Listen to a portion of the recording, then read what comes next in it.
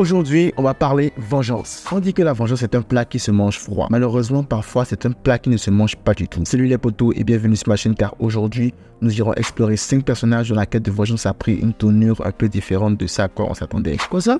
Bah ça veut juste dire qu'elle a échoué en fait. Bref, préparez-vous qu'à ces 5 personnages nous montreront que la vengeance ne mène pas toujours forcément là où on veut que ça nous mène.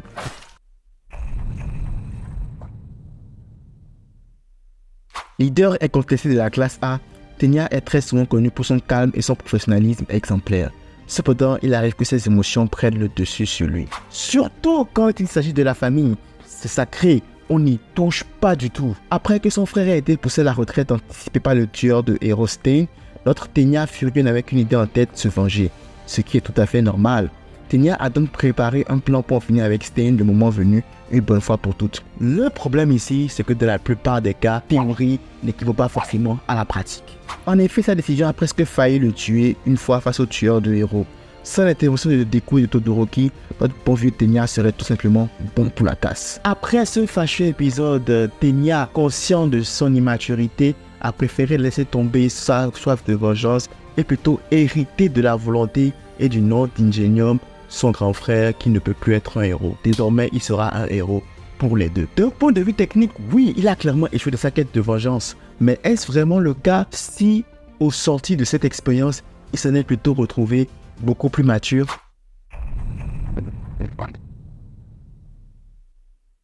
La toute première saison de JoJo Bizarre Adventure commence avec la rivalité entre Jonathan Joestar et son frère adoptif Dio Brando.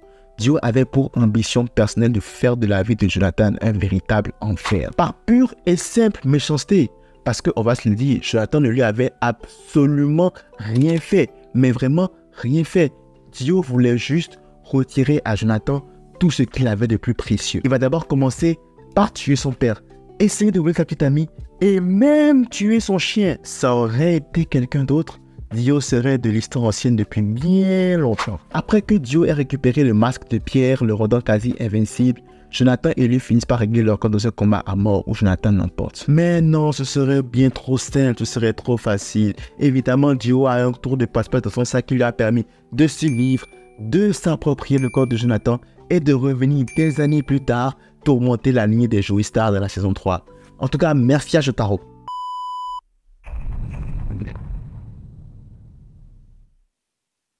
À la base, l'une des ambitions premières de Law quand il s'alliait avec les Mugiwara était bien sûr de descendre Doflamingo. Et non, ce n'était pas pour sauver Dressrosa. Enfin, si, en partie, mais il y avait une raison principale beaucoup plus importante que la suite de Dressrosa. Depuis bien longtemps, Law voue à Doflamingo une haine énorme. Et pour cause, Doflamingo a abattu froidement devant ses yeux Rosinante qui était le seul ami que Law avait étant enfant.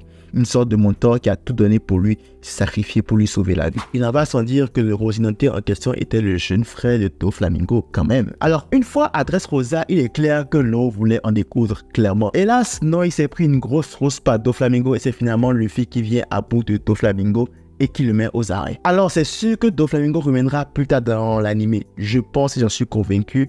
Mais est-ce que l'opportunité sera donnée à nouveau à Law de pouvoir accomplir sa vengeance? Je ne pense pas.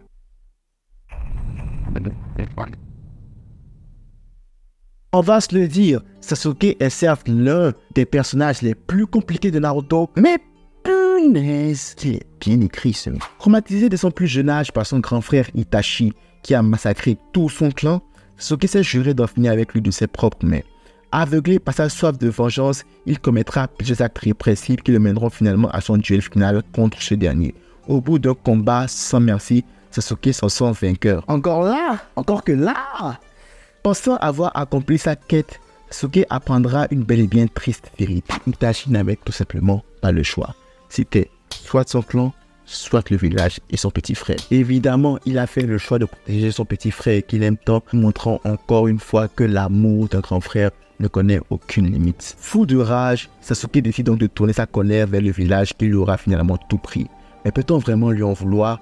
Heureusement, Naruto arrive à le stopper et à lui faire entendre raison au terme d'un combat épique. Long mais épique. Maintenant que j'y pense, il a échoué par une, Mais 2 fois. Première fois, avec Itachi, sa haine était dirigée vers la mauvaise personne. Deuxièmement, pour Konoha, Naruto finit par le raisonner après une énorme bastonnade. Heureusement que maintenant, Sasuke a appris de ses erreurs et est devenu un bien meilleur homme.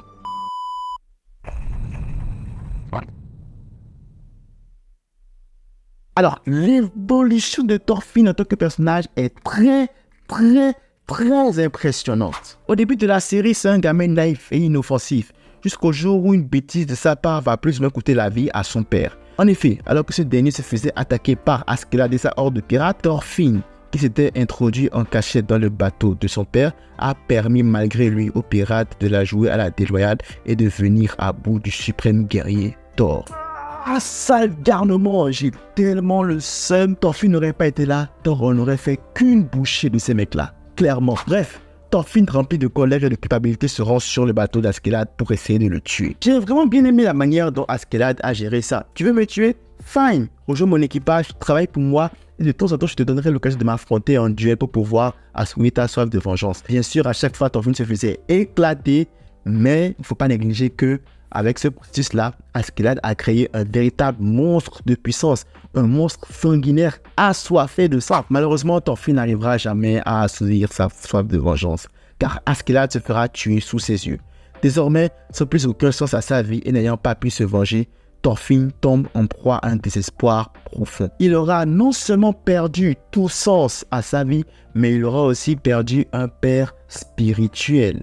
Un père qui a contribué, qu'on le veuille ou non, au gamin qu'il était et à l'homme qu'il est et qu'il deviendra par la suite. Ça en fait beaucoup, vraiment beaucoup. Heureusement, bien que ça lui aura pris beaucoup de temps, notre Thorfinn finira par revenir sur le droit chemin. Et voilà les potos, c'est la fin du parcours. Dans la vie, parfois, nos désirs les plus profonds peuvent s'échapper. Mais ce sont dans ces moments exacts que l'opportunité nous est donnée de grandir et d'évoluer en tant qu'être humain. Chacun de ces personnages, au travers de leurs histoires, nous aura enseigné une bien précieuse leçon. Que la vengeance n'est pas toujours la solution. Que la compréhension, la compassion et le pardon peuvent être bien plus puissants que la colère et la haine. Merci d'avoir regardé avec moi cette vidéo. Si vous avez aimé la vidéo, n'hésitez pas à liker, laisser un commentaire et la partager, ça fait toujours plaisir. Si vous n'êtes pas encore abonné, abonnez-vous, ça fait encore plus plaisir. C'est vous qui êtes la raison de vivre de cette chaîne, alors je compte sur vous un maximum. On se retrouve très pour de nouvelles vidéos.